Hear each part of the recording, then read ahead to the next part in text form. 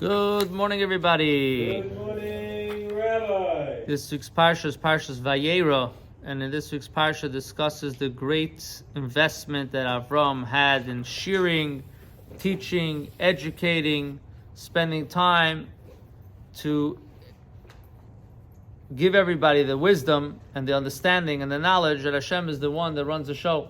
How did he do that? What was Avram Avinu's way of advertising this to the world? He set up a stop shop.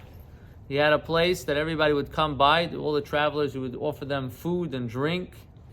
And while they would eat and drink, he would talk with them. He would fabreng with them. He would schmooze with them and explain to them how Hashem is the one that's running the world, and that's the true creator, the true God, and you have to accept him. So many were convinced, and they were like, wow, this is amazing, and they took it. There were those that did not accept what Avram Avinu said. So Avram Avinu said, no problem. You don't have to accept, but please understand, you're right now in the desert, you're right now in the wilderness, you're right now in a place that there's no food. So if you're eating my food and you don't believe what I believe, then you're going to have to pay. And he gave them a price, not just a price of what it costs, but a price of what it costs in the desert, right? Sometimes when you go somewhere, when you go to the airport, a bottle of Coke is $6. Why? Because you can't get any God. If you don't get it from them, that's it. They got the monopoly. So Avram Avinu was also like that. He said, listen, I have the monopoly here. There's nowhere else you can get food. You're going to pay. He gave them a bill, like, a nice big bill. When they saw that, they said, okay.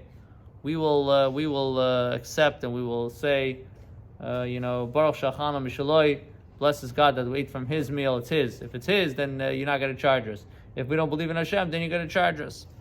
So how did Avram do that? What was the justification for Avram to do that? I mean, it's kind of, we're portraying Avram as a really nice guy, and all of a sudden here he becomes a Mr. Tough Guy.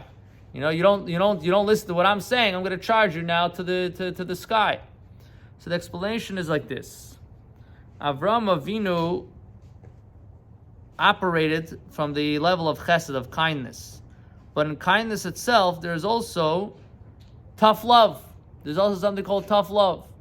And there's also, you have to talk to the person on their level. Like it says in Tehillim, Im chassid tis chasad. With a chassid, do chesed. With somebody that is a kind person, do kindness.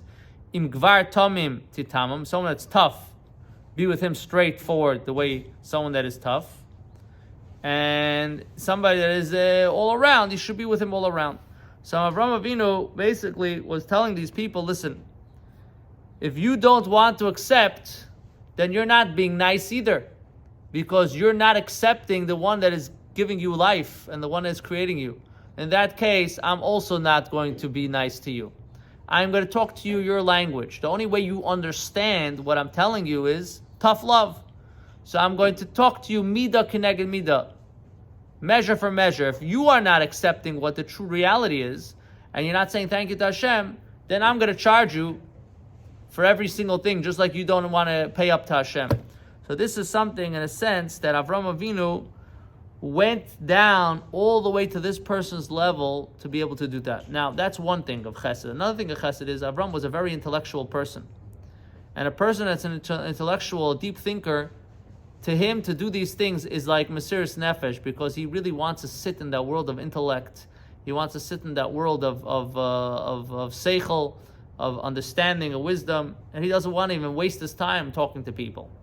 But here, Avram Avinu went out of his way to go and lower himself down, to advertise, to share, to educate, to explain everybody the wisdom, the oneness of Hashem. And this is why Avram Avinu was given so much credit, because he went out there. He did something about it. There were other tzaddikim before him. There was Noach, there was Mesushelach, there were many great personalities. But Avram was the first one that actually went out and didn't keep it to himself, and spent his time sharing and caring and loving.